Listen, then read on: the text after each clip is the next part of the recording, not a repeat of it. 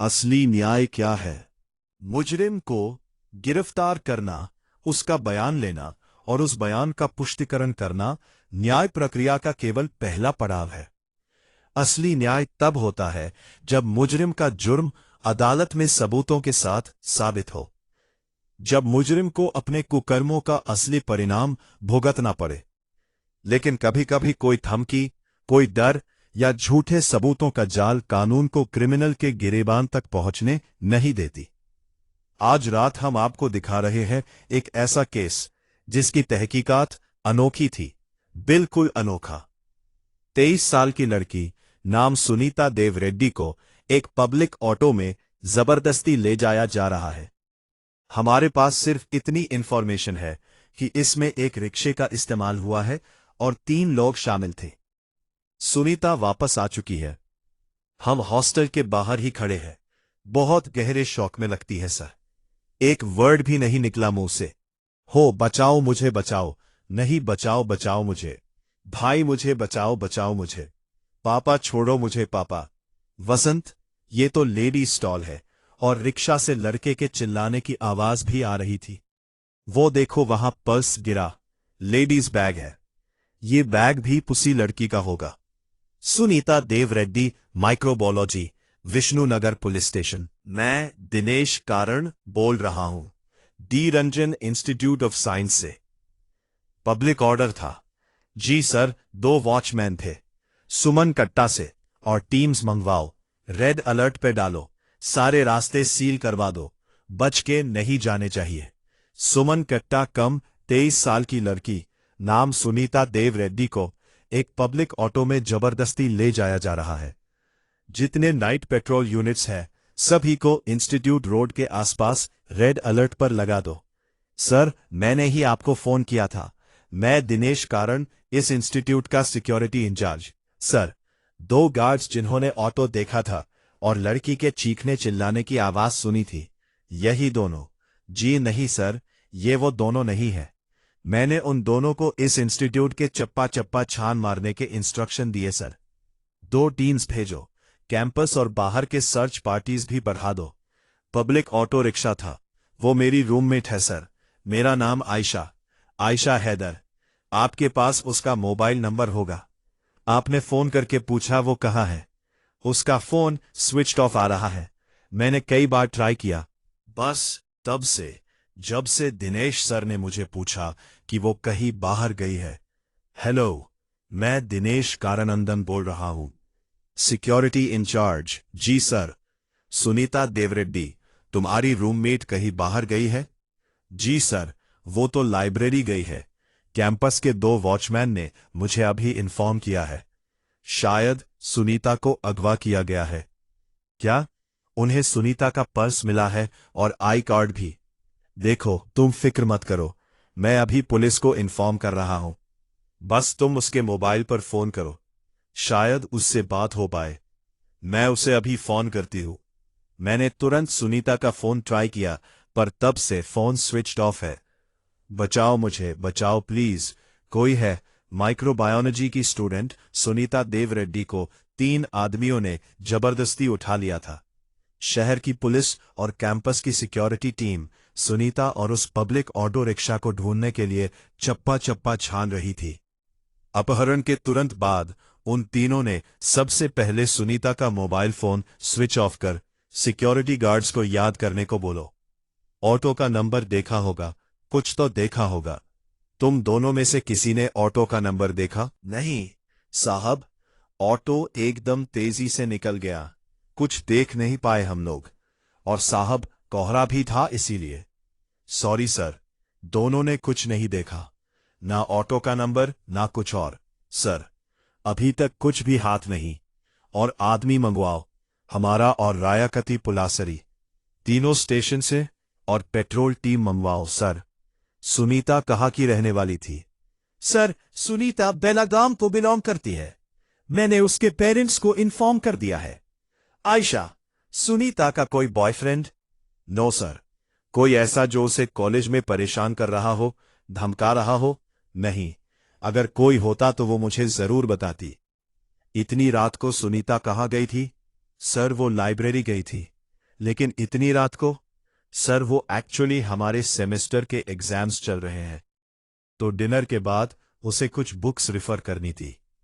College, library और hostel के बीच अपना कीमती वक्त बांटती होनहार स्टूडेंट सुनीता अपने हर एग्जाम को बेहद सीरियसली लेती थी। उस रात करीब 8:30 बजे सुनीता ने अपना डिनर खत्म किया। सुन आयशा, मैं ना जरा लाइब्रेरी होके आती हूँ। क्या आज भी जा रही है? वो भी इतनी रात गए? पागल हो गई है क्या? अरे 8 साढ़े ही तो बजे है और मुझे ना कुछ अर्जेंट रेफर करना है। मैं आ जाऊंगी जल्दी। यार एक तो तू ना इतना पढ़ पढ़ के मुझे क्या पूरे हॉस्टल को कॉम्प्लेक्स देती है। पूरे साल तो पढ़ती रहती है, ऊपर से कल एग्जाम है। अब इतनी रात को क्या भाग दौड़ कर रही है? अरे वो लाइब्रेरी में ना एक नई बुक आई है, उससे रेफरेंस ले लूंगी ना तो मुझे चैन नहीं आएगा। मैं 11 बजे तक आ जाऊंगी ना। अच्छा सुन, जब तक तू नहीं आएगी ना मुझे भी नींद नहीं आएगी। जल्दी आना। तो क्या इंस्टीट्यूट की लाइब्रेरी पूरी रात खुली रहती है? नहीं सर, लाइब्रेरी टाइमिंग सुबह 8 से रात के 8 तक होते हैं सर। लेकिन सेमेस्टर एग्जाम से 1 महीना पहले लाइब्रेरी सुबह 8 से रात के 11 साढ़े तक ओपन रहती है सर। ये आपकी थैंक यू मैम।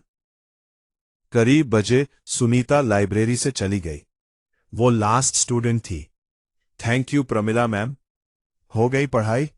जी, कल के एग्जाम के लिए all the best. Thank you, good night. Good night. Sunita ने लाइब्रेरी से बाहर आने के बाद यहीं से ऑटो लिया होगा। क्या रात को यहां पर ऑटो खड़े रहते हैं? नो सर, यहां कोई ऑटो खड़े नहीं होते सर। सभी स्टूडेंट्स यहां से हॉस्टल तक पैदल ही लौटते हैं सर। हॉस्टल से लाइब्रेरी पैदल आने में तकरीबन 10 से 15 मिनट लगते होंगे। Correct sir. सबसे पहले फिजिक्स डिपार्टमेंट आता है सर, उसके पीछे रिधिमा गर्ल्स हॉस्टल है।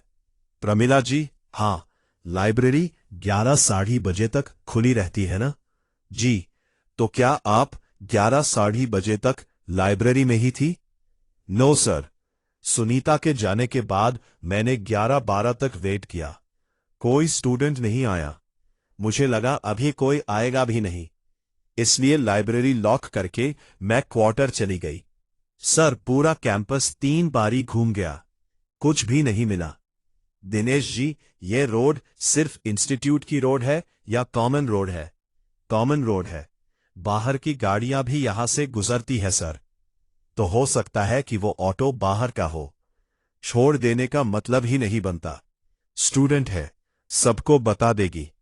हम इंस्टीट्यूट के पीछे की तरफ है, दीवार के पार जंगल रोड्स है। अब हम वहां देखने जा रहे हैं। सुनीता, मैम सुनीता आ गई। सुनीता, सुनीता तुम ठीक हो? सुनीता, सुनीता तुम ठीक हो? सुनीता सर, सुनीता वापस आ चुकी है। हम हॉस्टल के बाहर ही खड़े हैं, आइए। सुनी, तो मैं जानता हूं इस वक्त आपकी हालत ठीक नहीं है, पर क्या प्लीज आप हमें बता सकती हैं कि जो लोग आपको ऑटो में उठाकर लेके गए थे वो कौन थे, कहां लेके गए? प्लीज बताइए, आप वापस कैसे आए? सर मुझे नहीं लगता सुनीता कुछ कहने की पोजीशन में है। सर, नीचे खून था, लगता है कुछ बहुत गलत हुआ है। विद हम लोग बाहर जा रहे हैं, तुम उससे बात करके कुछ तो पता करो। हमें उस रिक्शा को ट्रैक करना ही होगा। Yes sir. Arvind, Dinesh ji please बाहर आ। जिन्होंने तुम्हारे साथ ये जो किया है, हम किसी को छोड़ेंगे नहीं, एक एक को सजा होगी। तुम जितना जल्दी कुछ बोलोगी हम उतना जल्दी उन्हें पकड़ेंगे। बहुत गहरे शौक में लगती है सर, एक वर्ड भी नहीं निकला मुंह से। होप उसके साथ कुछ उल्टा सीधा ना हुआ हो, यही जानने के लिए हमें उसका मेडिकल कराना बेहद जरूरी है। पर वो इस वक्त इतने गहरे सदमे में है कि हम उसे मेडिकल के लिए नहीं ले जा सकते। सर, सुनीता के पेरेंट्स कल सुबह पहुंच जाएंगे, हो सकता है उनके सामने वो कुछ बोल पाए। विनय जी, उसके साथ क्या हुआ इसका अंदाजा हमें ऑलरेडी है। उसका मेडिकल करवाकर अपने शक को पक्का करना चाहते हैं।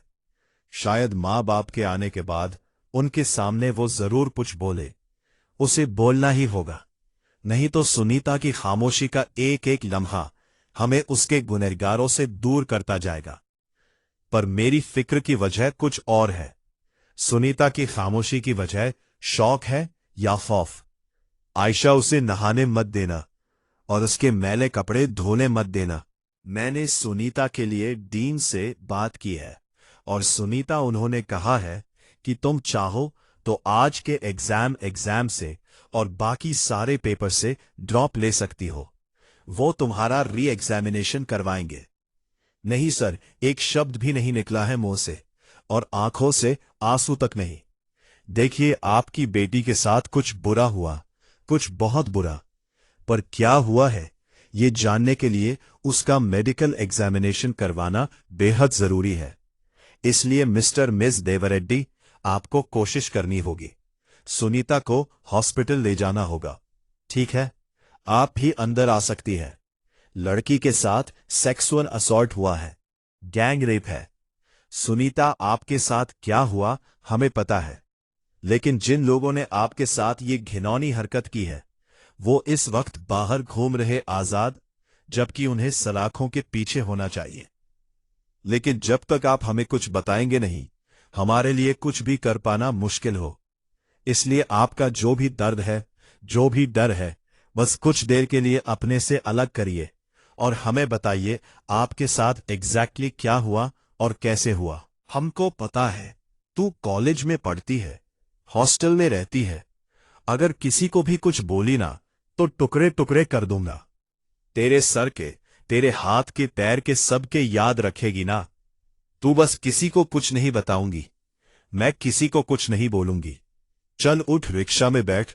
कितने लोग थे सुनीता, कितने लोग थे? एक आगे ड्राइवर और दो पीछे आपके साथ। आप 3:30 बजे हॉस्टल से लाइब्रेरी गई और तकरीबन 5:45 बजे आपने लाइब्रेरियन को गुड नाइट कहा। फिर आप बाहर आई और बाहर आकर आपने ऑर्डर रोका। क्या आप उन लोगों को पहचानती हैं? उन तीनों में से किसी को भी आपने कभी पहले देखा था? कहीं भी आते जाते लड़ेगी ना, दोनों को दर्द होगा। अगर किसी को भी कुछ बोली ना तो हम तुझे हमेशा के लिए खामोश कर देंगे। सुनीता, याद करो उस ऑटो के बारे में, उन लोगों के बारे में, उस जगह के बारे में जहां वो आपको लेकर गए। प्लीज कुछ बोलो, प्लीज बोलो, क्योंकि वक्त निकला जा रहा है। सुनीता के साथ जो हुआ उसका गहरा सदमा लगा था उसे। ऊपर से उस धमकी ने सुनीता के गले को घोट रखा था। उसकी जुबान पर खामोशी का ताला लगा हुआ था। इस ताले का खुलना बेहद जरूरी था, क्योंकि पुलिस को अब तक सिर्फ इतना मालूम था कि सुनीता को 3 लोग ऑटो रिक्शा में उठाकर कहीं ले गए थे और उन्होंने उसके साथ सामूहिक बलात्कार किया था। तहकीकात शुरू करने के लिए यह बहुत ही कम जानकारी थी, लगभग ना के बराबर। हमारे पास अभी तक इतनी इंफॉर्मेशन है कि वो 3 लोग थे, एक ऑटो ड्राइवर, 2 पीछे। उन 3 लोगों ने सुनीता को लाइब्रेरी से हॉस्टल जाते वक्त ऑटो में बिठाया। अब सवाल यह है कि बिठाया कैसे? लिफ्ट देकर या जबरदस्ती? सर, अगर लिफ्ट ऑफर किया होता तो इसका मतलब यह होता कि वो जो 2 पैसेंजर्स थे वो शायद सुनीता के पहचान के थे। पहले उन्होंने लिफ्ट ऑफर किया, उसके बाद रेप किया, फिर शायद ऑटो वाले ने भी साथ दिया होगा रेप में। सर, अगर वो लोग सुनीता के पहचान के नहीं भी थे और उसे जबरदस्ती उठाया तो शायद उन्हें पता था कि सुनीता उस वक्त लाइब्रेरी से आने वाली है। अगर पहचान वाले नहीं थे तो कैसे पता चलता? सर, मैंने सुनीता के रूममेट आयशा से बात की थी। उसका कहना है कि सुनीता अक्सर रात में लाइब्रेरी में पढ़ने जाया करती थी। सर, वैसे तो लगभग पिछले 1 हफ्ते से सुनीता रोज लाइब्रेरी जा रही थी, लेकिन परसों वो काफी देर से गई। सुनीता पे हमला करने वाले 3 लोग थे। क्या ऐसा हो सकता है उसमें से 1 या फिर 2 उसके जानने वाले हो? शायद इंस्टीट्यूट के ही कोई स्टूडेंट हो जिन्होंने उसे लिफ्ट ऑफर की हो और उसके रोज के शेड्यूल के बारे में भी जानते हो कि वो हर शाम या रात को लाइब्रेरी जा रही है। आई एम सॉरी सर, इस सब के बारे में मैं कुछ नहीं कह सकती।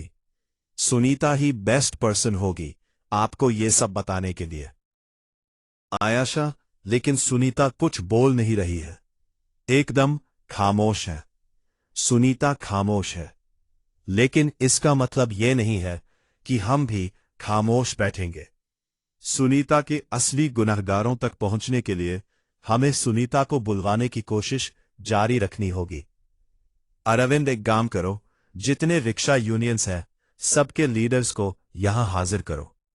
इससे पहले कि रिक्शा के अंदर वालों को इसकी जानकारी मिले, हमें रिक्शा को ढूंढ निकालना होगा।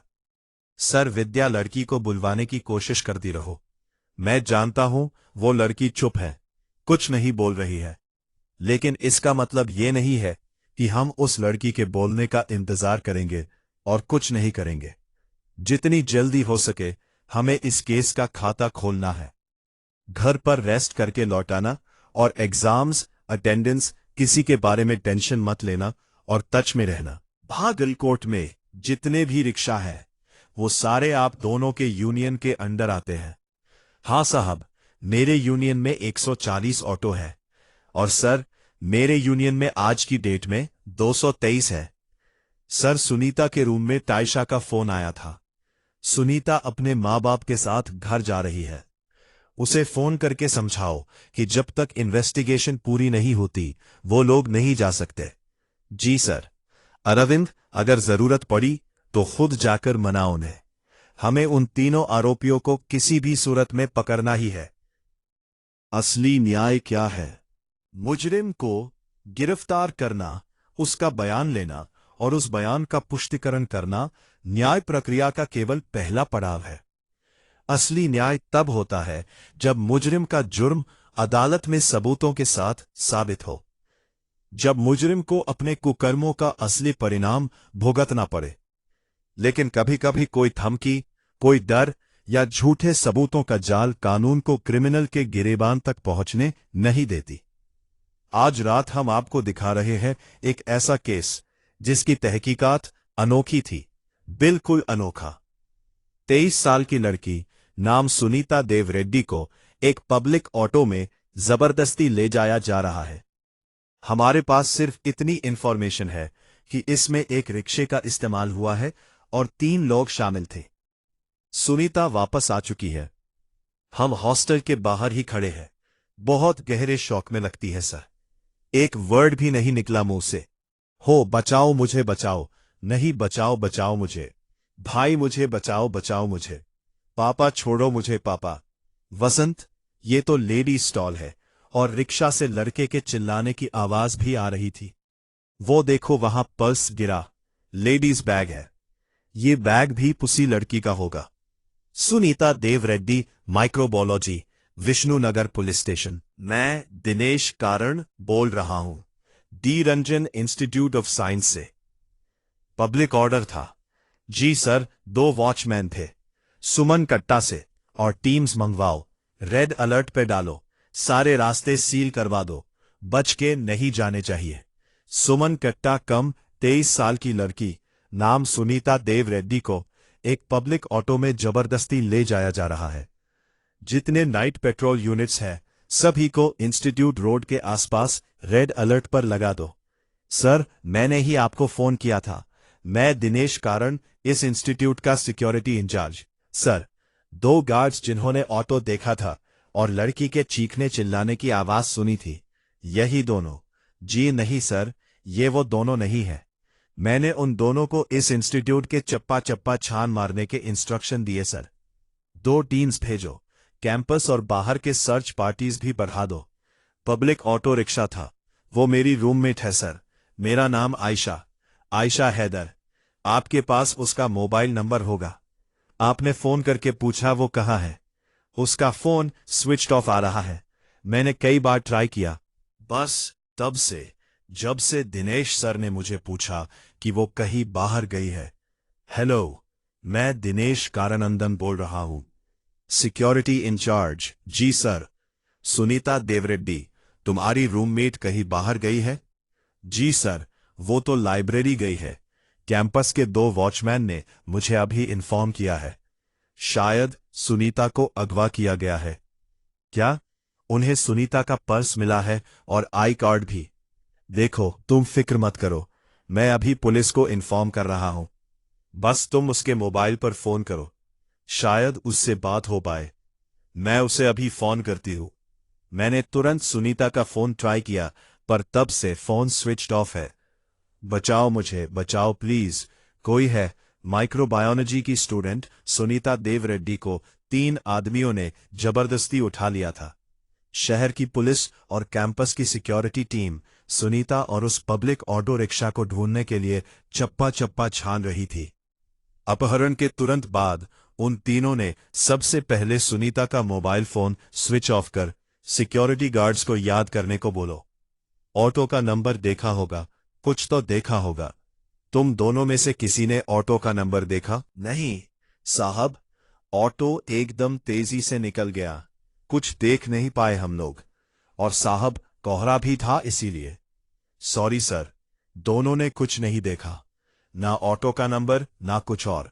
सर, अभी तक कुछ भी हाथ नहीं।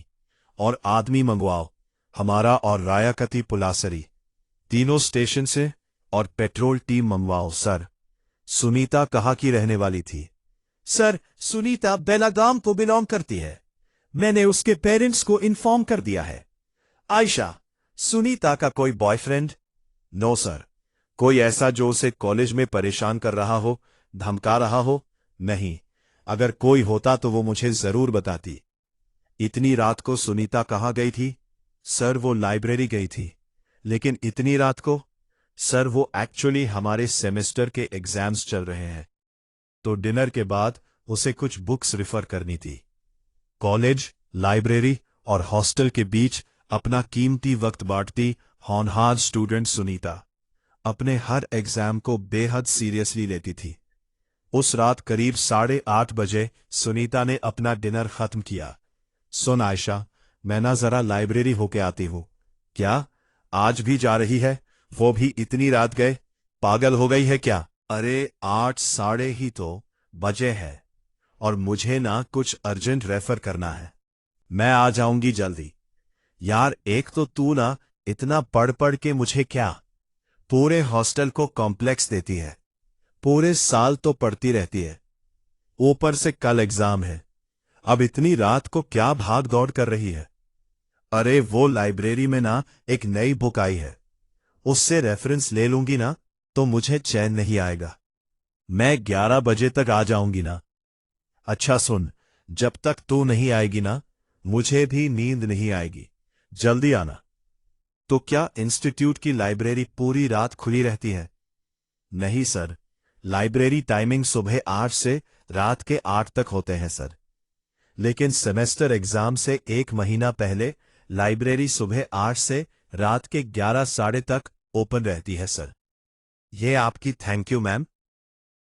करीब बजे सुनीता लाइब्रेरी से चली गई। वो लास्ट स्टूडेंट थी। Thank you Pramila ma'am. हो गई पढ़ाई? जी, कल के एग्जाम के लिए all the best. Thank you, good night. Good night. Sunita ने लाइब्रेरी से बाहर आने के बाद यहीं से ऑटो लिया होगा। क्या रात को यहां पर ऑटो खड़े रहते हैं? नो सर, यहां कोई ऑटो खड़े नहीं होते सर। सभी स्टूडेंट्स यहां से हॉस्टल तक पैदल ही लौटते हैं सर। हॉस्टल से लाइब्रेरी पैदल आने में तकरीबन 10 से 15 मिनट लगते होंगे। Correct sir. सबसे पहले फिजिक्स डिपार्टमेंट आता है सर, उसके पीछे रिधिमा गर्ल्स हॉस्टल है। प्रमिला जी, हाँ, लाइब्रेरी 11 साढ़े बजे तक खुली रहती है ना? जी। तो क्या आप 11 साढ़े बजे तक लाइब्रेरी में ही थी? नो सर, सुनीता के जाने के बाद मैंने 11-12 तक वेट किया, कोई स्टूडेंट नहीं आया। मुझे लगा अभी कोई आएगा भी नहीं, इसलिए लाइब्रेरी लॉक करके मैं क्वार्टर चली गई। सर, पूरा कैंपस 3 बारी घूम गया, कुछ भी नहीं मिला। दिनेश जी, ये रोड सिर्फ इंस्टीट्यूट की रोड है या कॉमन रोड है? कॉमन रोड है, बाहर की गाड़ियां भी यहां से गुजरती है सर। तो हो सकता है कि वो ऑटो बाहर का हो, छोड़ देने का मतलब ही नहीं बनता। स्टूडेंट है, सबको बता देगी। हम इंस्टीट्यूट के पीछे की तरफ है, दीवार के पार जंगल रोड्स है। अब हम वहां देखने जा रहे हैं। सुनीता, मैम सुनीता आ गई। सुनीता, सुनीता तुम ठीक हो? सुनीता, सुनीता तुम ठीक हो? सुनीता सर, सुनीता वापस आ चुकी है। हम हॉस्टल के बाहर ही खड़े हैं। आइए। सुनी, तो मैं जानता हूं इस वक्त आपकी हालत ठीक नहीं है, पर क्या प्लीज आप हमें बता सकती हैं कि जो लोग आपको ऑटो में उठाकर लेके गए थे वो कौन थे, कहां लेके गए? प्लीज बताइए, आप वापस कैसे आए? सर मुझे नहीं लगता सुनीता कुछ कहने की पोजीशन में है। सर, नीचे खून था, लगता है कुछ बहुत गलत हुआ है। विद, हम लोग बाहर जा रहे हैं, तुम उससे बात करके कुछ तो पता करो। हमें उस रिक्शा को ट्रैक करना ही होगा। Yes sir. Arvind, Dinesh ji please बाहर आ। जिन्होंने तुम्हारे साथ ये जो किया है, हम किसी को छोड़ेंगे नहीं, एक एक को सजा होगी। तुम जितना जल्दी कुछ बोलोगी हम उतना जल्दी उन्हें पकड़ेंगे। बहुत गहरे शौक में लगती है सर, एक वर्ड भी नहीं निकला मुंह से। होप उसके साथ कुछ उल्टा सीधा ना हुआ हो, यही जानने के लिए हमें उसका मेडिकल कराना बेहद जरूरी है। पर वो इस वक्त इतने गहरे सदमे में है कि हम उसे मेडिकल के लिए नहीं ले जा सकते। सर, सुनीता के पेरेंट्स कल सुबह पहुंच जाएंगे, हो सकता है उनके सामने वो कुछ बोल पाए। विनय जी, उसके साथ क्या हुआ इसका अंदाजा हमें ऑलरेडी है। उसका मेडिकल करवाकर अपने शक को पक्का करना चाहते हैं। शायद माँ बाप के आने के बाद उनके सामने वो जरूर कुछ बोले, उसे बोलना ही होगा, नहीं तो सुनीता की खामोशी का एक एक लम्हा हमें उसके गुनहगारों से दूर करता जाएगा। पर मेरी फिक्र की वजह कुछ और है। सुनीता की खामोशी की वजह शौक है या खौफ? आयशा, उसे नहाने मत देना और उसके मैले कपड़े धोने मत देना। मैंने सुनीता के लिए डीन से बात की है और सुनीता उन्होंने कहा है कि तुम चाहो तो आज के एग्जाम से और बाकी सारे पेपर से ड्रॉप ले सकती हो, वो तुम्हारा री एग्जामिनेशन करवाएंगे। नहीं सर, एक शब्द भी नहीं निकला है मुंह से और आंखों से आंसू तक नहीं। देखिए, आपकी बेटी के साथ कुछ बुरा हुआ, कुछ बहुत बुरा, पर क्या हुआ है ये जानने के लिए उसका मेडिकल एग्जामिनेशन करवाना बेहद जरूरी है। इसलिए मिस्टर मिस देवरेड्डी, आपको कोशिश करनी होगी, सुनीता को हॉस्पिटल ले जाना होगा। ठीक है, आप भी अंदर आ सकती है। लड़की के साथ सेक्सुअल असॉल्ट हुआ है, गैंग रेप है।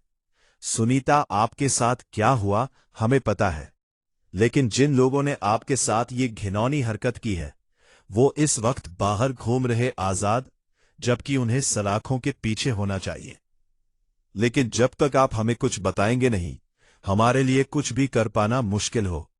इसलिए आपका जो भी दर्द है, जो भी डर है, बस कुछ देर के लिए अपने से अलग करिए और हमें बताइए आपके साथ एग्जैक्टली क्या हुआ और कैसे हुआ। हमको पता है तू कॉलेज में पढ़ती है, हॉस्टल में रहती है, अगर किसी को भी कुछ बोली ना तो टुकड़े टुकड़े कर दूंगा।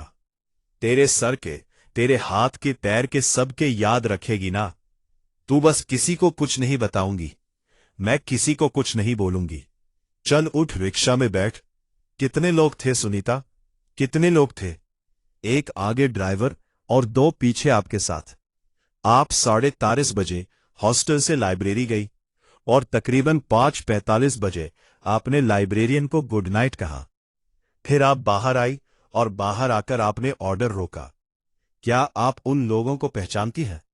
उन तीनों में से किसी को भी आपने कभी पहले देखा था? कहीं भी आते जाते लड़ेगी ना, दोनों को दर्द होगा। अगर किसी को भी कुछ बोली ना तो हम तुझे हमेशा के लिए खामोश कर देंगे। सुनीता, याद करो उस ऑटो के बारे में, उन लोगों के बारे में, उस जगह के बारे में जहां वो आपको लेकर गए। प्लीज कुछ बोलो, प्लीज बोलो, क्योंकि वक्त निकला जा रहा है। सुनीता के साथ जो हुआ उसका गहरा सदमा लगा था उसे। ऊपर से उस धमकी ने सुनीता के गले को घोट रखा था। उसकी जुबान पर खामोशी का ताला लगा हुआ था। इस ताले का खुलना बेहद जरूरी था, क्योंकि पुलिस को अब तक सिर्फ इतना मालूम था कि सुनीता को 3 लोग ऑटो रिक्शा में उठाकर कहीं ले गए थे और उन्होंने उसके साथ सामूहिक बलात्कार किया था।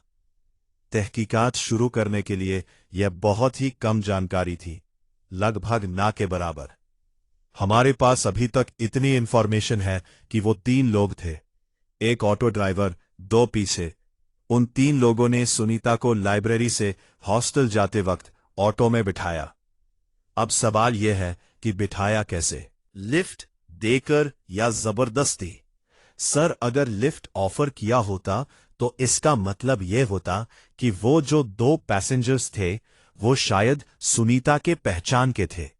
पहले उन्होंने लिफ्ट ऑफर किया, उसके बाद रेप किया, फिर शायद ऑटो वाले ने भी साथ दिया होगा रेप में। सर, अगर वो लोग सुनीता के पहचान के नहीं भी थे और उसे जबरदस्ती उठाया तो शायद उन्हें पता था कि सुनीता उस वक्त लाइब्रेरी से आने वाली है। अगर पहचान वाले नहीं थे तो कैसे पता चलता? सर, मैंने सुनीता के रूममेट आयशा से बात की थी। उसका कहना है कि सुनीता अक्सर रात में लाइब्रेरी में पढ़ने जाया करती थी। सर, वैसे तो लगभग पिछले 1 हफ्ते से सुनीता रोज लाइब्रेरी जा रही थी, लेकिन परसों वो काफी देर से गई। सुनीता पे हमला करने वाले 3 लोग थे। क्या ऐसा हो सकता है उसमें से 1 या फिर 2 उसके जानने वाले हो? शायद इंस्टीट्यूट के ही कोई स्टूडेंट हो जिन्होंने उसे लिफ्ट ऑफर की हो और उसके रोज के शेड्यूल के बारे में भी जानते हो कि वो हर शाम या रात को लाइब्रेरी जा रही है। आई एम सॉरी सर, इस सब के बारे में मैं कुछ नहीं कह सकती। सुनीता ही बेस्ट पर्सन होगी आपको ये सब बताने के लिए। आयशा, लेकिन सुनीता कुछ बोल नहीं रही है, एकदम खामोश है। सुनीता खामोश है, लेकिन इसका मतलब यह नहीं है कि हम भी खामोश बैठेंगे। सुनीता के असली गुनहगारों तक पहुंचने के लिए हमें सुनीता को बुलवाने की कोशिश जारी रखनी होगी। अरविंद, एक काम करो, जितने रिक्शा यूनियंस हैं सबके लीडर्स को यहां हाजिर करो। इससे पहले कि रिक्शा के अंदर वालों को इसकी जानकारी मिले, हमें रिक्शा को ढूंढ निकालना होगा।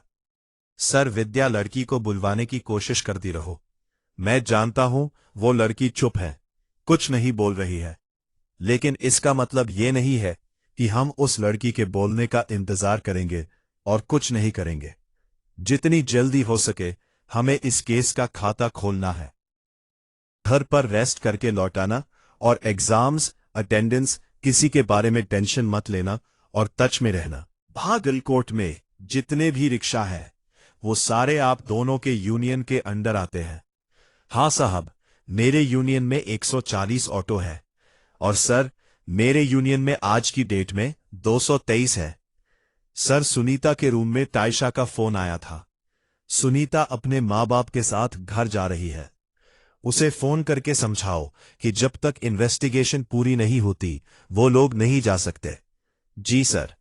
अरविंद, अगर जरूरत पड़ी तो खुद जाकर मनाओ उन्हें। हमें उन तीनों आरोपियों को किसी भी सूरत में पकड़ना ही है। असली न्याय क्या है? मुजरिम को गिरफ्तार करना, उसका बयान लेना और उस बयान का पुष्टिकरण करना न्याय प्रक्रिया का केवल पहला पड़ाव है। असली न्याय तब होता है जब मुजरिम का जुर्म अदालत में सबूतों के साथ साबित हो, जब मुजरिम को अपने कुकर्मों का असली परिणाम भुगतना पड़े।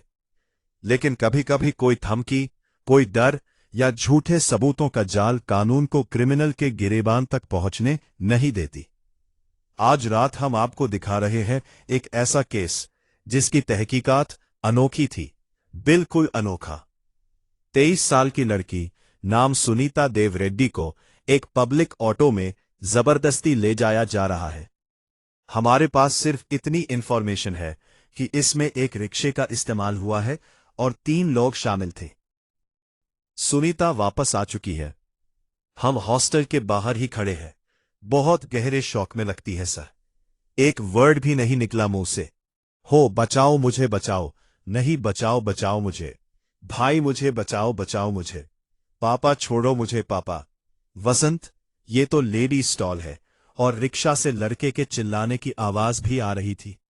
वो देखो वहां पर्स गिरा, लेडीज बैग है। ये बैग भी उसी लड़की का होगा। Sunita Dev Reddy, microbiology, Vishnunagar police station. मैं दिनेश कारण बोल रहा हूं, D Ranjan institute of science से। पब्लिक ऑर्डर था। जी सर, 2 वॉचमैन थे, सुमन कट्टा से, और टीम्स मंगवाओ, रेड अलर्ट पे डालो, सारे रास्ते सील करवा दो, बच के नहीं जाने चाहिए। सुमन कट्टा कम 23 साल की लड़की, नाम सुनीता देव रेड्डी को एक पब्लिक ऑटो में जबरदस्ती ले जाया जा रहा है। जितने नाइट पेट्रोल यूनिट्स हैं, सभी को इंस्टीट्यूट रोड के आसपास रेड अलर्ट पर लगा दो। सर, मैंने ही आपको फोन किया था। मैं दिनेश कारण, इस इंस्टीट्यूट का सिक्योरिटी इंचार्ज। सर, 2 गार्ड्स जिन्होंने ऑटो देखा था और लड़की के चीखने चिल्लाने की आवाज सुनी थी, यही दोनों। जी नहीं सर, ये वो दोनों नहीं है। मैंने उन दोनों को इस इंस्टीट्यूट के चप्पा चप्पा छान मारने के इंस्ट्रक्शन दिए सर। 2 टीम्स भेजो, कैंपस और बाहर के सर्च पार्टीज भी बढ़ा दो। पब्लिक ऑटो रिक्शा था, वो मेरी रूममेट है सर। मेरा नाम आयशा हैदर। आपके पास उसका मोबाइल नंबर होगा। आपने फोन करके पूछा वो कहाँ है? उसका फोन स्विच्ड ऑफ आ रहा है। मैंने कई बार ट्राई किया, बस तब से जब से दिनेश सर ने मुझे पूछा कि वो कहीं बाहर गई है। हेलो, मैं दिनेश कारनंदन बोल रहा हूं, सिक्योरिटी इंचार्ज। जी सर। सुनीता देवरेड्डी, तुम्हारी रूममेट कहीं बाहर गई है? जी सर, वो तो लाइब्रेरी गई है। कैंपस के 2 वॉचमैन ने मुझे अभी इन्फॉर्म किया है। शायद सुनीता को अगवा किया गया है। क्या? उन्हें सुनीता का पर्स मिला है और आई कार्ड भी। देखो, तुम फिक्र मत करो, मैं अभी पुलिस को इन्फॉर्म कर रहा हूं। बस तुम उसके मोबाइल पर फोन करो, शायद उससे बात हो पाए। मैं उसे अभी फोन करती हूं। मैंने तुरंत सुनीता का फोन ट्राई किया, पर तब से फोन स्विच्ड ऑफ है। बचाओ मुझे, बचाओ प्लीज, कोई है?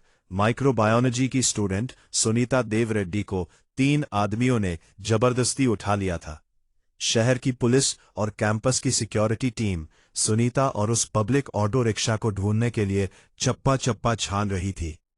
अपहरण के तुरंत बाद उन तीनों ने सबसे पहले सुनीता का मोबाइल फोन स्विच ऑफ कर सिक्योरिटी गार्ड्स को याद करने को बोलो।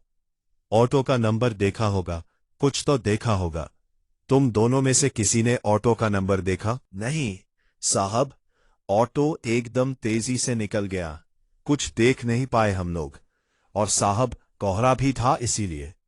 सॉरी सर, दोनों ने कुछ नहीं देखा, ना ऑटो का नंबर ना कुछ और। सर, अभी तक कुछ भी हाथ नहीं। और आदमी मंगवाओ, हमारा और रायाकती पुलासरी, तीनों स्टेशन से, और पेट्रोल टीम मंगवाओ सर। सुनीता कहाँ की रहने वाली थी? सर, सुनीता बेलागाम को बिलोंग करती है।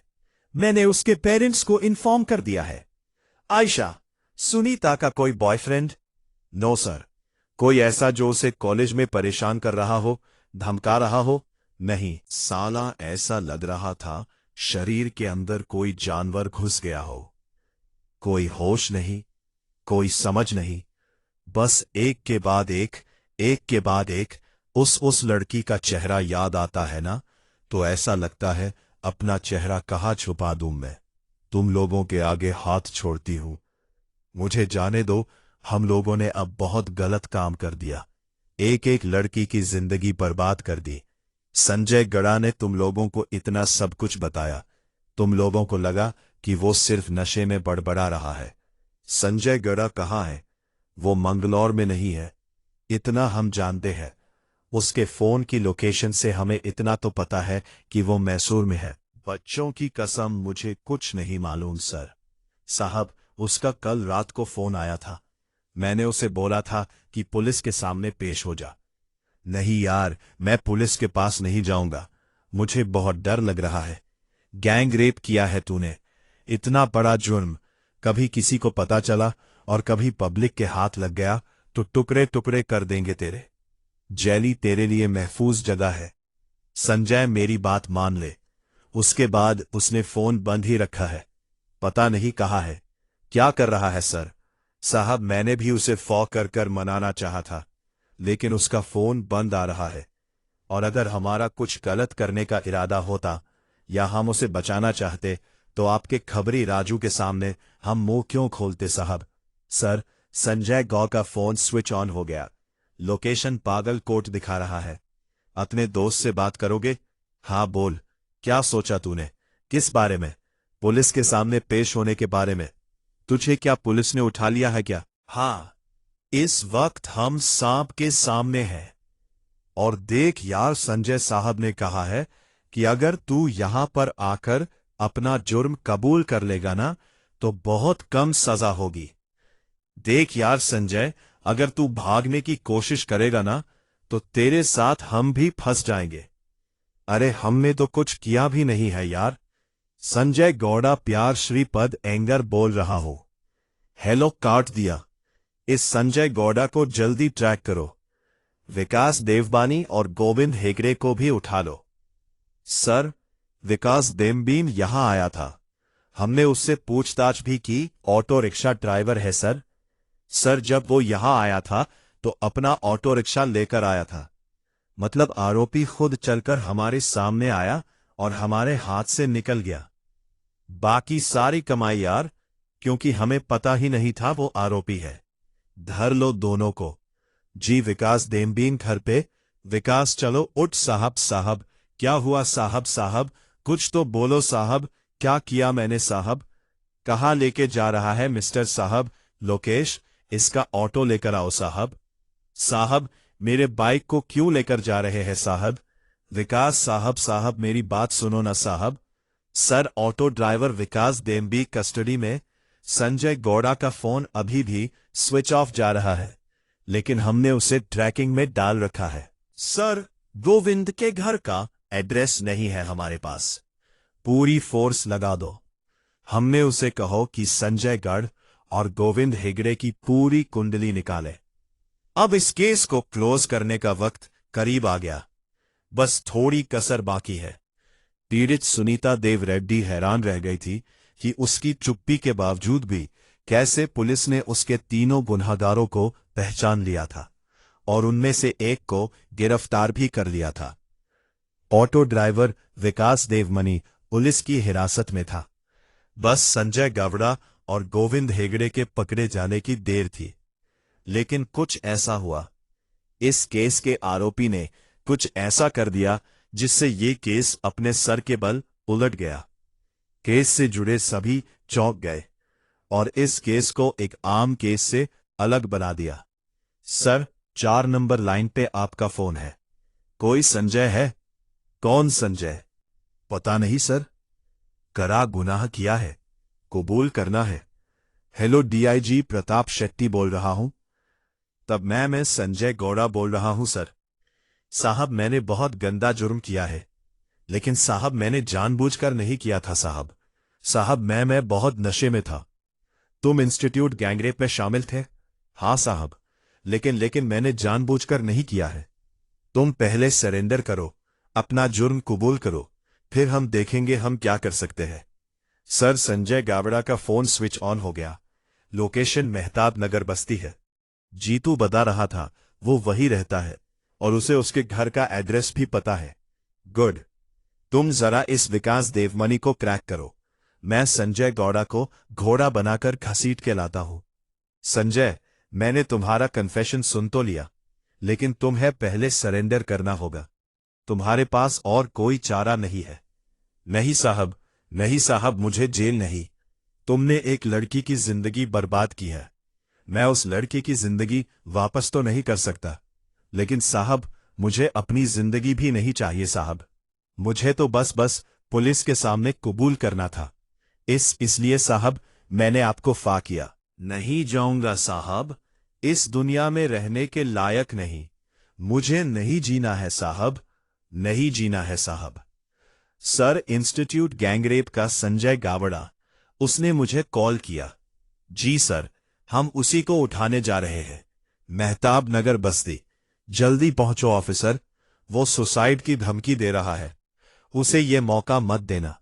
यस सर, मैं चप्पा फुल स्पीड यहां पे रहता है। सर ये घर है संजय। संजय दरवाजा खोलो सर। अगर ये संजय होश में आ जाता है तो इसका कन्विक्शन ले लेते हैं। विकास दे मनी की क्या रिपोर्ट है? टूट नहीं रहा है सर, एक ही बात पे अड़ा हुआ है, इन सब में इन्वॉल्व नहीं है। नहीं नहीं नहीं साहब, नहीं साहब, मैंने कुछ नहीं किया साहब, मुझे फंसाया जा रहा है साहब, मैं सच कह रहा हूं साहब, मैं घर पर ही था साहब, मेरे भाई को भी पूछ लो सब, चंदन को कसम से सामने ऑटो रिक्शा कस्टडी में ले लिया सर। सर अब तो सुनीता को अपना मुंह खोलना ही पड़ेगा, उसकी खामोशी में बहुत भारी पड़ सकती है। हेलो सर, ये तीसरा आरोपी गोविंद हेगड़े ट्रेस हुआ सर। कहाँ? सर मालती नगर में, लेकिन एक प्रॉब्लम है सर। सर उसने अपने एक दोस्त असलम को फोन किया और असलम ने हमें फोन करके बताया है कि सर गोविंद हेगड़े सुसाइड करने जा रहा है। क्या? नहीं रे असलम, मैं पुलिस के सामने नहीं जाऊंगा। तू उनको बोल दे कि मैं उन्हें जिंदा नहीं मिलूंगा। अबे गोविंद, क्या पागलों जैसी बात कर रहा है तू? देख, मैं तेरी मदद कर सकता हूं, तू बस मेरी एक सहायता कर दे। तू पुलिस को मेरा संदेशा दे दे यार। यार नहीं जीना यार। कोई मालती नगर पहुंचा या नहीं? गोविंद हेगड़े के घर। सर हम लोग रास्ते पर ही हैं, उसका दोस्त असलम हमारे साथ है। 5 मिनट में पहुंच रहे हैं सर। हम भी पहुंच रहे हैं। अरविंद को एड्रेस मैसेज करो। सर हाँ, ये गोविंद का घर। गोविंद गोविंद दरवाजा खोलो। सर सर, गोविंद दरवाजा ना खोल रहा है। सुनीता, ये तीनों इस वक्त हमारी हिरासत में है। वो पहला है संजय गड़ा और दूसरा गोविंद हेगड़े। इन दोनों ने सुसाइड करने की कोशिश की थी, लेकिन हमने इन्हें बचा लिया क्योंकि हम नहीं चाहते थे कि इन्हें इतनी आसान मौत मिले। हम चाहते हैं इन्हें दर्द हो, तकलीफ हो, जिंदगी भर इस चीज का एहसास हो कि इन्होंने जो किया था वो कितना गलत था, कितना भयानक था। लेकिन इन्हें सजा दिलाने के लिए अब आपको बोलना ही होगा। हाँ बेटे, दे दो अपना स्टेटमेंट, बता दो बेटी, सब कुछ बता दो। संजय और गोविंद ने अपना गुनाह कबूल कर लिया, लेकिन ये विकास देवमनी, इसका कहना है कि ये उस रात वहां नहीं था, ये अपने घर पर सो रहा था। आप लोग मुझे यहां पर ऐसे नहीं रख सकते। अरे कुछ नहीं किया मैंने, मैं उस रात वहां पर था ही नहीं। गौर से देखो, क्या ये वहां था या नहीं? नहीं। इन तीनों के साथ साथ हमने उस रिक्शा को भी कस्टडी में ले लिया है जिसमें वो आपको उठाकर ले गए थे। बस अब एक बार, सिर्फ एक बार इन तीनों को आइडेंटिफाई कर लीजिए और उस रिक्शा को आइडेंटिफाई कर लो। फिर हम चार्जशीट फाइल करेंगे, मुकदमा चलाएंगे और ये तीनों जिंदगी भर जेल में सड़ेंगे। लेकिन अब भी अगर आप आगे नहीं आए और मुंह नहीं खोला तो हमें मजबूरन इन्हें छोड़ना पड़ेगा। प्लीज अपना बयान दे दो। अपने लिए, कानून के लिए, समाज के लिए प्लीज अपना स्टेटमेंट दे दो। प्लीज। सुनीता बेटे, ये एक मौका है जब तुम अपने गुनहगारों को सजा दिला सकती हो। पापा, वो लोग अपनी सजा काट कर वो मुझे ढूंढ कर मार डालेंगे। नहीं बेटा, ऐसा कुछ भी नहीं होगा। लेकिन अगर तूने अभी हिम्मत नहीं की ना, तो वो आज ही छूट जाएंगे। उसके बाद वो कुछ भी कर सकते हैं। चल सुनीता, उठ जा, दे दे अपना स्टेटमेंट। अब उनकी बारी है डरने की, उनकी बारी है कांपने की। गैंगरेप के 2 आरोपी संजय गावड़ा और गोविंद हेगड़े अपनी जान देने चले थे, लेकिन पुलिस ने उन्हें बचा लिया ताकि उन्हें उनके किए की सजा मिल सके। संजय गावड़ा और गोविंद हेगड़े दोनों कह रहे थे कि उन्हें अपने किए पर पछतावा है। दोनों ने अपना जुर्म भी कबूल कर लिया था और उन्होंने यह स्टेटमेंट भी दिया था कि विकास उनका तीसरा साथी था और ऑटो विकास चला रहा था। लेकिन विकास अपना जुर्म कबूल करने से साफ इनकार कर रहा था। अब इस केस की डोर विक्टिम सुनीता के हाथों में थी। या तो वो बयान देकर अपने आप के लिए न्याय पा सकती थी, या फिर वो डर की काल कोठरी में बैठकर अपने आप को दर्द की उम्र कैद दे सकती थी। अगर किसी को भी कुछ बोली ना तो टुकड़े टुकड़े कर दूंगा। अब भी अगर आप आगे नहीं है तो हमें मजबूरन इन्हें छोड़ना पड़ेगा। ये एक मौका है जब तुम अपने गुनहगारों को सजा दिला सकती हो। दे दे अपना स्टेटमेंट। अब उनकी बारी है। सुनीता के बयान के मुताबिक उसके साथ रेप करने वाला वो तीसरा शख्स विकास देवमनी ही था। लेकिन सर, विकास तो अड़ के बैठा है कि वो शामिल नहीं था। लेकिन ये तो पक्का है सर, उसके ऑटो रिक्शा का इस्तेमाल हुआ है। सर, सुनीता ने अपने बयान में विकास के ऑटो रिक्शा के अंदर की एक एक डिटेल दी है।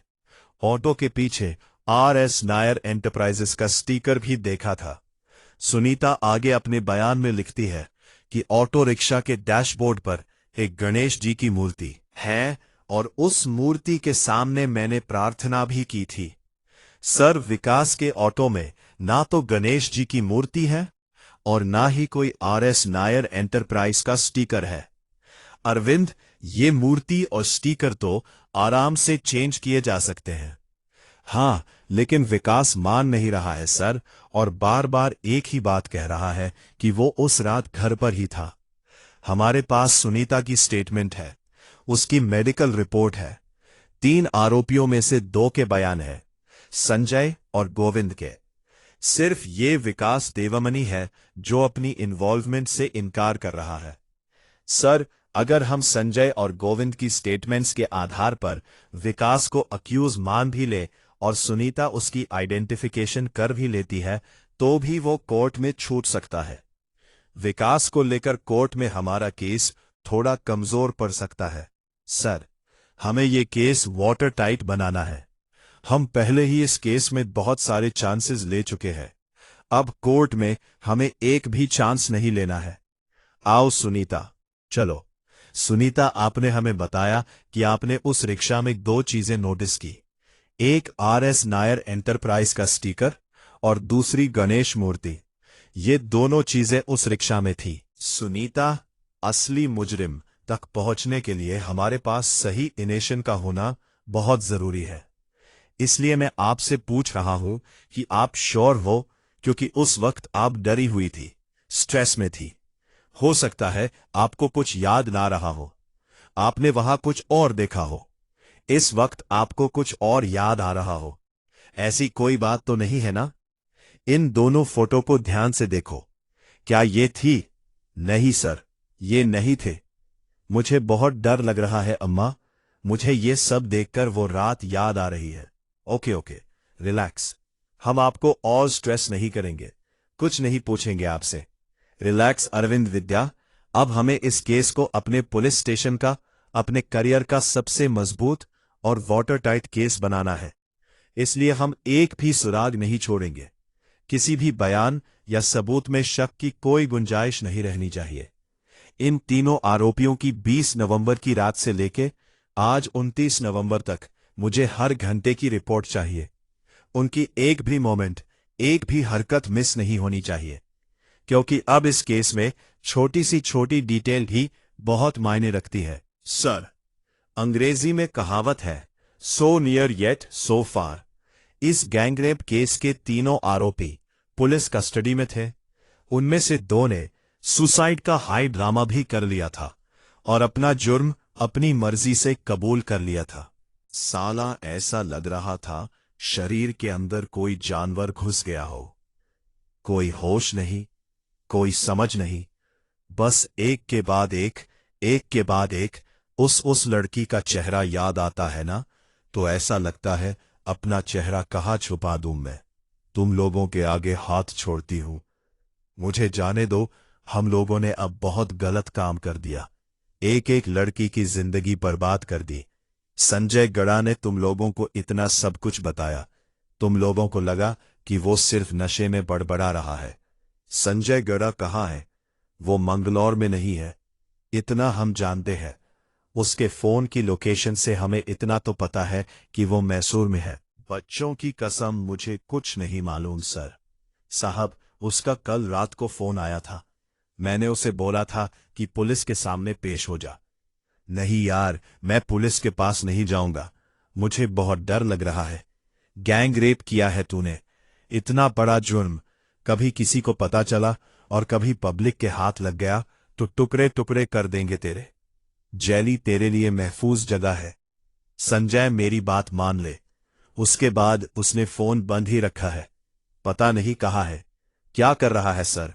साहब मैंने भी उसे फोन कर मनाना चाहा था, लेकिन उसका फोन बंद आ रहा है। और अगर हमारा कुछ गलत करने का इरादा होता या हम उसे बचाना चाहते तो आपके खबरी राजू के सामने हम मुंह क्यों खोलते साहब। सर, संजय गौ का फोन स्विच ऑन हो गया। लोकेशन पागलकोट दिखा रहा है। अपने दोस्त से बात करोगे? हाँ बोल, क्या सोचा तूने? किस बारे में? पुलिस के सामने पेश होने के बारे में। तुझे क्या पुलिस ने उठा लिया है क्या? हाँ, इस वक्त हम सांप के सामने हैं। और देख यार, संजय साहब ने कहा है कि अगर तू यहां पर आकर अपना जुर्म कबूल कर लेगा ना तो बहुत कम सजा होगी। देख यार संजय, अगर तू भागने की कोशिश करेगा ना तो तेरे साथ हम भी फंस जाएंगे। अरे हमने तो कुछ किया भी नहीं है यार। संजय गौड़ा प्यार श्रीपद एंगर बोल रहा हूं। हेलो काट दिया। इस संजय गौड़ा को जल्दी ट्रैक करो। विकास देवबानी और गोविंद हेगड़े को भी उठा लो। सर, विकास देवबीन यहां आया था। हमने उससे पूछताछ भी की। ऑटो रिक्शा ड्राइवर है सर। सर, जब वो यहां आया था तो अपना ऑटो रिक्शा लेकर आया था। मतलब आरोपी खुद चलकर हमारे सामने आया और हमारे हाथ से निकल गया। बाकी सारी कमाई यार, क्योंकि हमें पता ही नहीं था वो आरोपी है। धर लो दोनों को। जी विकास देवबीन घर पे? विकास चलो उठ। साहब साहब क्या हुआ? साहब साहब कुछ तो बोलो साहब। क्या किया मैंने साहब? कहाँ लेके जा रहा है मिस्टर साहब? लोकेश, इसका ऑटो लेकर आओ साहब। साहब, मेरे बाइक को क्यों लेकर जा रहे हैं साहब? विकास साहब साहब मेरी बात सुनो ना साहब। सर, ऑटो ड्राइवर विकास देवबीन कस्टडी में। संजय गौड़ा का फोन अभी भी स्विच ऑफ जा रहा है, लेकिन हमने उसे ट्रैकिंग में डाल रखा है। सर, गोविंद के घर का एड्रेस नहीं है हमारे पास। पूरी फोर्स लगा दो। हमने उसे कहो कि संजय गढ़ और गोविंद हेगड़े की पूरी कुंडली निकाले। अब इस केस को क्लोज करने का वक्त करीब आ गया। बस थोड़ी कसर बाकी है। पीड़ित सुनीता देव रेड्डी हैरान रह गई थी कि उसकी चुप्पी के बावजूद भी कैसे पुलिस ने उसके तीनों गुनहगारों को पहचान लिया था और उनमें से एक को गिरफ्तार भी कर लिया था। ऑटो ड्राइवर विकास देवमनी पुलिस की हिरासत में था। बस संजय गावड़ा और गोविंद हेगड़े के पकड़े जाने की देर थी। लेकिन कुछ ऐसा हुआ, इस केस के आरोपी ने कुछ ऐसा कर दिया जिससे ये केस अपने सर के बल उलट गया। केस से जुड़े सभी चौंक गए और इस केस को एक आम केस से अलग बना दिया। सर, 4 नंबर लाइन पे आपका फोन है। कोई संजय है? कौन संजय? पता नहीं सर। करा गुनाह किया है, कबूल करना है। हेलो, डीआईजी प्रताप शेट्टी बोल रहा हूं। तब मैं संजय गौड़ा बोल रहा हूं सर। साहब, मैंने बहुत गंदा जुर्म किया है, लेकिन साहब मैंने जानबूझकर नहीं किया था साहब। साहब मैं बहुत नशे में था। तुम इंस्टीट्यूट गैंगरेप में शामिल थे? हाँ साहब, लेकिन मैंने जानबूझकर नहीं किया है। तुम पहले सरेंडर करो, अपना जुर्म कबूल करो, फिर हम देखेंगे हम क्या कर सकते हैं। सर, संजय गावड़ा का फोन स्विच ऑन हो गया। लोकेशन मेहताब नगर बस्ती है। जीतू बता रहा था वो वही रहता है और उसे उसके घर का एड्रेस भी पता है। गुड। तुम जरा इस विकास देवमनी को क्रैक करो। मैं संजय गौड़ा को घोड़ा बनाकर घसीट के लाता हूं। संजय, मैंने तुम्हारा कन्फेशन सुन तो लिया, लेकिन तुम्हें पहले सरेंडर करना होगा। तुम्हारे पास और कोई चारा नहीं है। नहीं साहब, नहीं साहब, मुझे जेल नहीं। तुमने एक लड़की की जिंदगी बर्बाद की है।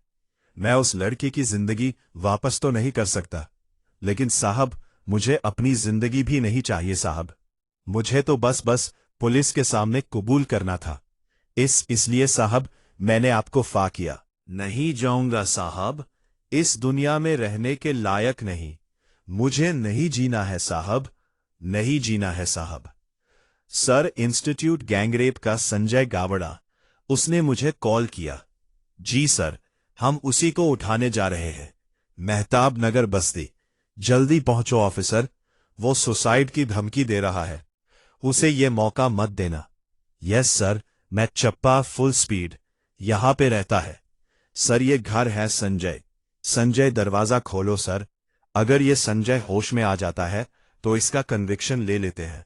विकास दे मनी की क्या रिपोर्ट है? टूट नहीं रहा है सर, एक ही बात पे अड़ा हुआ है, इन सब में इन्वॉल्व नहीं है। नहीं नहीं नहीं साहब, नहीं साहब साहब, मैंने कुछ नहीं किया साहब, मुझे फंसाया जा रहा है साहब, मैं सच कह रहा हूं साहब, मैं घर पर ही था साहब, मेरे भाई को भी पूछ लो सब, चंदन को कसम से सामने ऑटो रिक्शा कस्टडी में ले लिया सर। सर अब तो सुनीता को अपना मुंह खोलना ही पड़ेगा, उसकी खामोशी में बहुत भारी पड़ सकती है। हेलो सर, ये तीसरा आरोपी गोविंद हेगड़े ट्रेस हुआ सर। कहाँ? सर मालती नगर में, लेकिन एक प्रॉब्लम है सर। सर उसने अपने एक दोस्त असलम को फोन किया और असलम ने हमें फोन करके बताया है कि सर गोविंद हेगड़े सुसाइड करने जा रहा है। क्या? नहीं रे असलम, मैं पुलिस के सामने नहीं जाऊंगा। तू उनको बोल दे कि मैं उन्हें जिंदा नहीं मिलूंगा। अबे गोविंद, क्या पागलों जैसी बात कर रहा है तू?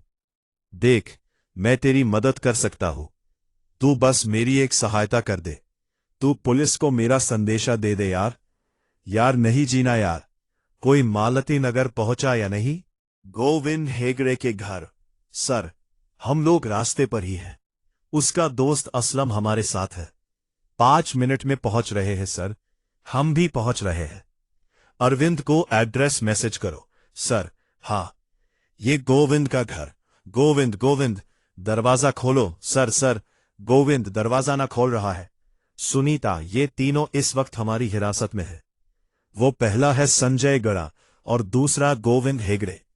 इन दोनों ने सुसाइड करने की कोशिश की थी, लेकिन हमने इन्हें बचा लिया क्योंकि हम नहीं चाहते थे कि इन्हें इतनी आसान मौत मिले। हम चाहते हैं इन्हें दर्द हो, तकलीफ हो, जिंदगी भर इस चीज का एहसास हो कि इन्होंने जो किया था वो कितना गलत था, कितना भयानक था। लेकिन इन्हें सजा दिलाने के लिए अब आपको बोलना ही होगा। हाँ बेटे, दे दो अपना स्टेटमेंट, बता दो बेटी, सब कुछ बता दो। संजय और गोविंद ने अपना गुनाह कबूल कर लिया, लेकिन ये विकास देवमनी, इसका कहना है कि ये उस रात वहां नहीं था, ये अपने घर पर सो रहा था।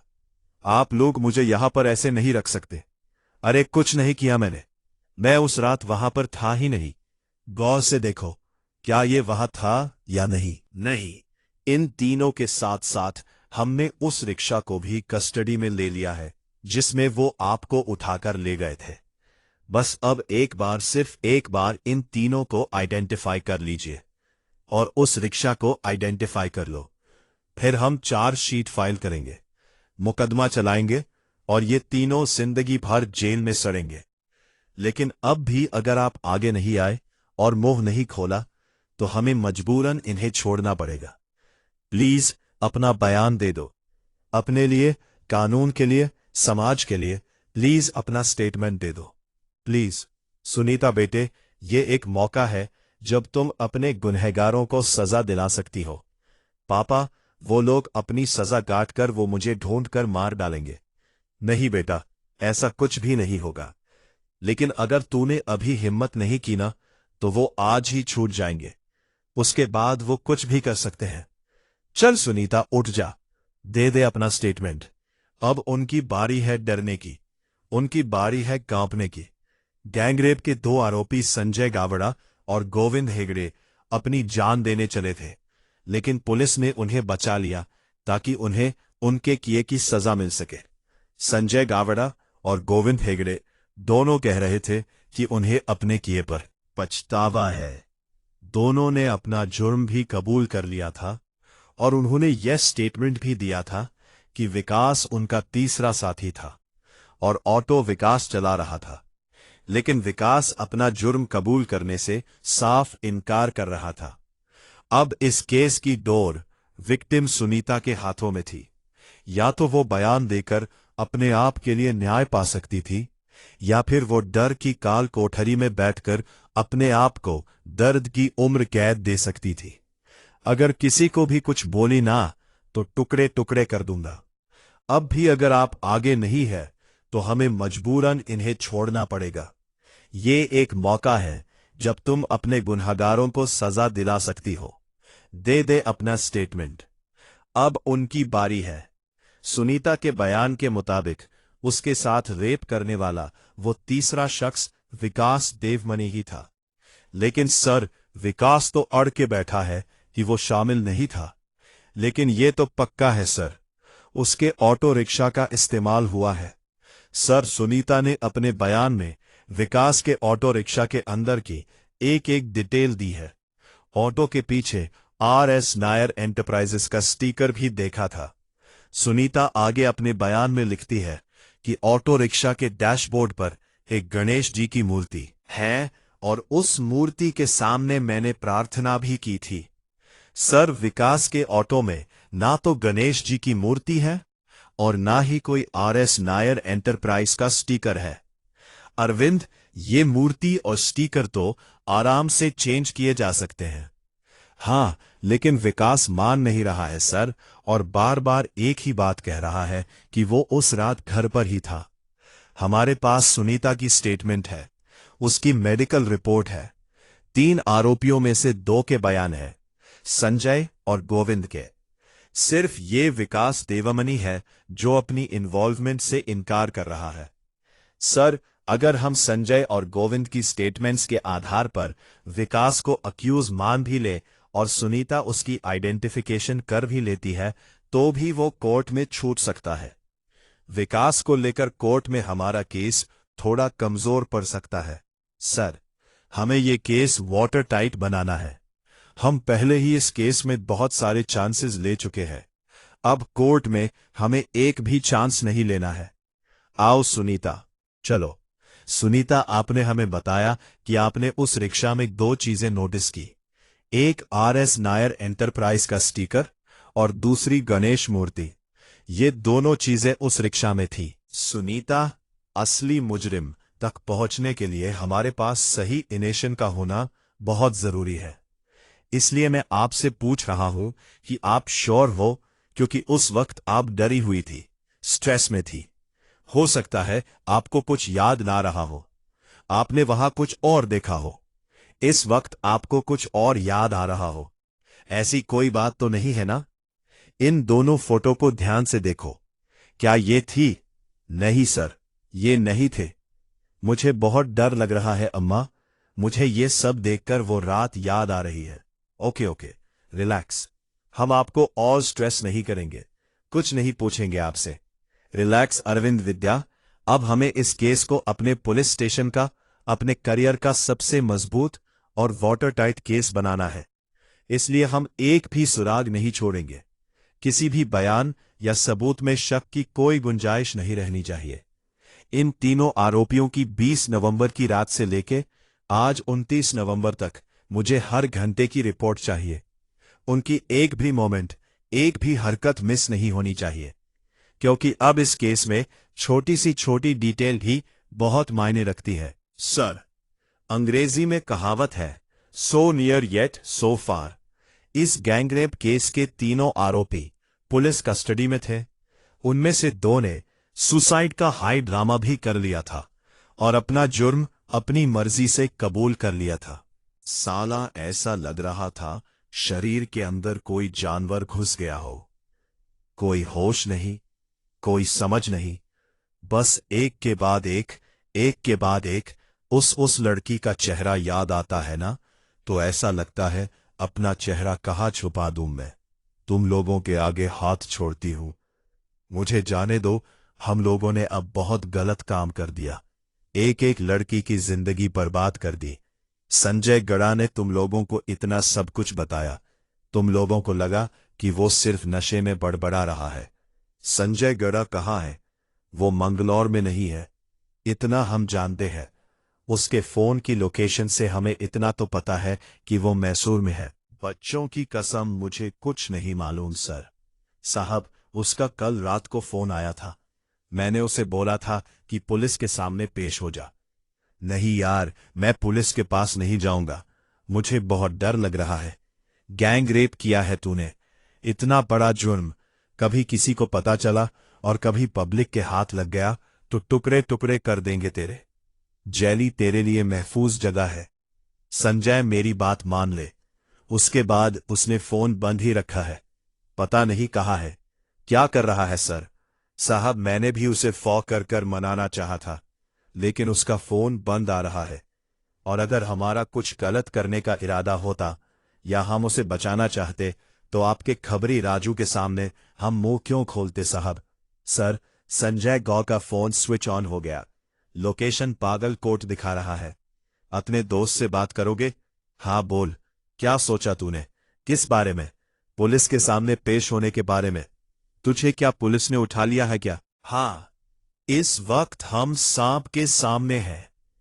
और देख यार, संजय साहब ने कहा है कि अगर तू यहां पर आकर अपना जुर्म कबूल कर लेगा ना तो बहुत कम सजा होगी। देख यार संजय, अगर तू भागने की कोशिश करेगा ना तो तेरे साथ हम भी फंस जाएंगे। अरे हमने तो कुछ किया भी नहीं है यार। संजय गौड़ा प्यार श्रीपद एंगर बोल रहा हो। हेलो काट दिया। इस संजय गौड़ा को जल्दी ट्रैक करो। विकास देवबानी और गोविंद हेगड़े को भी उठा लो। सर, विकास देवबीन यहां आया था। हमने उससे पूछताछ भी की। ऑटो रिक्शा ड्राइवर है सर। सर, जब वो यहां आया था तो अपना ऑटो रिक्शा लेकर आया था। मतलब आरोपी खुद चलकर हमारे सामने आया और हमारे हाथ से निकल गया। बाकी सारी कमाई यार, क्योंकि हमें पता ही नहीं था वो आरोपी है। धर लो दोनों को। जी विकास देवबीन घर पे? विकास चलो उठ। साहब साहब, क्या हुआ साहब साहब? कुछ तो बोलो साहब। क्या किया मैंने साहब? कहाँ लेके जा रहा है मिस्टर साहब? लोकेश, इसका ऑटो लेकर आओ साहब। साहब, मेरे बाइक को क्यों लेकर जा रहे हैं साहब? विकास साहब साहब, मेरी बात सुनो ना साहब। सर, ऑटो ड्राइवर विकास देवबी कस्टडी में। संजय गौड़ा का फोन अभी भी स्विच ऑफ जा रहा है, लेकिन हमने उसे ट्रैकिंग में डाल रखा है। सर, गोविंद के घर का एड्रेस नहीं है हमारे पास। पूरी फोर्स लगा दो। हमने उसे कहो कि संजय गढ़ और गोविंद हेगड़े की पूरी कुंडली निकाले। अब इस केस को क्लोज करने का वक्त करीब आ गया। बस थोड़ी कसर बाकी है। पीड़ित सुनीता देव रेड्डी हैरान रह गई थी कि उसकी चुप्पी के बावजूद भी कैसे पुलिस ने उसके तीनों गुनहगारों को पहचान लिया था और उनमें से एक को गिरफ्तार भी कर लिया था। ऑटो ड्राइवर विकास देवमनी पुलिस की हिरासत में था। बस संजय गवड़ा और गोविंद हेगड़े के पकड़े जाने की देर थी। लेकिन कुछ ऐसा हुआ। इस केस के आरोपी ने कुछ ऐसा कर दिया जिससे ये केस अपने सर के बल उलट गया। केस से जुड़े सभी चौंक गए और इस केस को एक आम केस से अलग बना दिया। सर, 4 नंबर लाइन पे। लेकिन एक आरोपी बड़ी चालाकी से खेल रहा था। वह अपने बयान पर अड़कर बैठा था कि वह इस जुर्म में शामिल नहीं था और बड़ी चालाकी से उसने अपने ऑटो रिक्शा की डिटेलिंग भी बदल दी थी। लेकिन पुलिस ऐसा कुछ भी नहीं छोड़ना चाहती थी जिससे विकास या दूसरे 2 आरोपी संजय और गोविंद किसी कानूनी लूपहोल की वजह से आजाद दुनिया में लौट जाए। पुलिस ने गांठ बांध ली थी कि यह केस वाटर टाइट होगा और ऐसा ही हुआ। साहब, उस दिन भी मैं आपसे यही कहना चाह रहा था। उस रात को मेरा भाई यहां घर पर ही था। शाम 8 बजे हम दोनों ने साथ में खाना खाया और फिर उसके बाद वो घर से बाहर गया ही नहीं। अगर तुम्हें ऐसा लग रहा है तुम अपने रेपिस्ट भाई को बचाकर बहुत महान काम कर रहे हो, तो इतना याद रखना, उन तीनों को तो सजा होकर ही रहेगी और तुम पर पुलिस को गुमराह करने के और सबूत मिटाने के चार्जेस लगाए जाएंगे। याद रखना मेरी बात। चलो साहब, ये चंदन देवमनी शादीशुदा है। उसे 5 साल का एक बच्चा भी है और उसकी बीवी और बच्चा उसके बीवी के मायके में है। मायके का एड्रेस निकलवा राजू। चंदन की बीवी से पता करते हैं उसके देवर की सच्चाई क्या है। वो क्या सर, जो ऑटो सर्विस के लिए आता है उस पे स्टिकर लगाते हैं अपना। सभी ऑटो पर? हाँ सर, हर बार चिपकाते नहीं है। कभी कभी ऑटो वाले ले लेते हैं, बाद में लगा देते हैं, या नहीं लगाते। इसमें कोई फिक्स नहीं है सर। अच्छा, बता सकते हो 20 और 29 नवंबर के बीच ये ऑटो यहां सर्विसिंग के लिए आया था? ऐसा देखकर बताना मुश्किल है सर, मुझे रिकॉर्ड चेक करना पड़ेगा। चेक करके बताओ मुझे। हाँ साहब, पक्का। संजय ने मुझे बताया था कि वो लोग किसी बार में बैठे थे, उन्होंने खूब पी थी साहब, और वहां से वो इंस्टीट्यूट रोड भी गए थे। उस रात संजय गड़ा ने तुम लोगों से जो भी कहा वो सब इसमें लिखो, एक एक शब्द, और उसके बाद साइन करो। कौन सी बार में बैठे थे उस रात? मुरली अन्ना के। चंदन अन्ना, कुछ भी हो जाए आप घुटने मत टेकना। देखो, मैं तो कुछ नहीं बोलूंगा, लेकिन वो लोग तेरी भाभी तक पहुंच गए तो। ना अन्ना, कुछ भी करो, लेकिन मुझे यरा से निकालो। मेरे को जितना करना था किया विकास। ऐसा मत बोलो अन्ना, ऐसा मत बोलो। वो संजय और गोविंद डरपोक निकले। हो गई गलती, लेकिन एक गलती के लिए जिंदगी भर अंदर चढ़ना पड़ेगा क्या? हाँ मैडम, पिछले एक हफ्ते में मैंने ऐसी मूर्ति एक ही बेची थी। आपको कैसे याद है कि एक ही मूर्ति बिकी? ये देखिए मैडम, ये इसलिए मुझे याद है, पिछले हफ्ते मैंने ऐसे एक ही पीस बेची थी। फिर तो आपको कस्टमर भी याद होंगे। इसने खरीदी थी, कोई औरत थी, चंदन देमनी की पत्नी, विकास की भाभी। ये औरत विकास की सबसे करीबी है। उठा लाओ इसे, लाओ इसे। हाँ साहब, राजू खबरी विकास की भाभी के मायके का नंबर निकलवा रहा है। मिल जाएगा सर। साहब, मैं इन तीनों को अच्छे से पहचानता हूं, मैंने पढ़ा भी इन तीनों ने क्या किया। तुम्हें गवाही देनी होगी। 20 नवंबर की रात को ये तीनों यहां पे बैठ के दारू पी रहे थे। पक्का दूंगा साहब, इन तीनों ने काम ही इतना गंदा किया है। और एक बात है साहब, ये विकास है ना, ऑटो ड्राइवर, यहां पे एकदम रेगुलर है, हफ्ते में 2-3 बार पक्का बैठता है। पिछली बार जब उसके पास पैसे नहीं थे तो मैंने उसे उधारी दी। अरे अन्ना, आज थोड़ा रोकड़ा कम है, एक बाद में देते हैं। हाँ, बाद में देते हैं। ठीक है ठीक है, ला इधर, लेकिन अगली बार पक्का देना। हाँ पक्का अन्ना, पक्का पक्का देगा। थैंक यू अन्ना। उसके बाद वो वापस आया नहीं। ये उस दिन का बिल है मेरे पास। जैसे पक्षी एक एक दिन का एक एक पत्ता इकट्ठा करते हुए अपना घोंसला बनाते हैं, वैसे ही पुलिस भी छोटे से छोटे सुराग और सबूत को इकट्ठा करते हुए अपने केस का ऐसा घोंसला तैयार कर रही थी जो किले जितना मजबूत हो। जब ये केस शुरू हुआ था तब पुलिस के हाथ में कुछ भी नहीं था, पीड़ित की शिकायत तक नहीं थी, और अब ये केस कोर्ट में पेश होने लायक तैयार होता जा रहा था। एक मजबूत वाटर टाइट केस। अरविंद विद्या लोकेश, कॉन्ग्रेचुलेशंस। हमने इस केस के ताबूत की हर कील एकदम सही ठोक दी है, बस सिर्फ दफना बाकी है। डर लग रहा है, डरना भी चाहिए, क्योंकि तुम्हारी जिंदगी अब खतरे में है। क्या क्या बोल रहे हैं साहब? वही जो तुम्हारी पत्नी भागीरथी ने हमें बोला। वो मेरे पति ने मुझे भेजा था देवी मां की मूर्ति खरीदने के लिए। क्यों भेजा था मालूम है? नहीं मालूम साहब। उसने मुझसे कहा कि मूर्ति लेके आओ। विकास के ऑटो में से गणपति जी की मूर्ति निकाली और कहा उतनी बड़ी होनी चाहिए। समझी ना कैसी मूर्ति? हाँ जी हाँ, समझ गई। कितनी बार एक ही बात बोलेंगे? ये विकास के ऑटो की गणपति जितनी बड़ी ना, लेकिन आप बता क्यों नहीं देते कि आपको देवी की मूर्ति क्यों चाहिए? तू बस लेकर आ, सवाल ना कर इतनी। उस दुकानदार ने भी तुम्हारी पत्नी को पहचान लिया? हाँ मैडम, यही औरत थी, साथ में एक बच्चा भी था, 4-6 साल का लड़का। अब अगर इस सब में तुम्हारी पत्नी भी शामिल हुई तो तुम पति पत्नी दोनों जेल में सड़ोगे, और तुम्हारे किए की सजा भुगतेगा तुम्हारा मासूम बच्चा। तुम अकेले थे या तुम्हारी पत्नी भी इसमें शामिल थी? सर, मेरी पत्नी भागीरथी बेगुनाह है सर, उसे कुछ मालूम नहीं था, पर हमें सब मालूम है। हमें मालूम है कि कौन गुनहगार है कौन नहीं। हमें यह भी पता है कि तुम अपने भाई के जुर्म में कैसे शामिल हो, कैसे तुमने अपने भाई के जुर्म पर पर्दा डाला।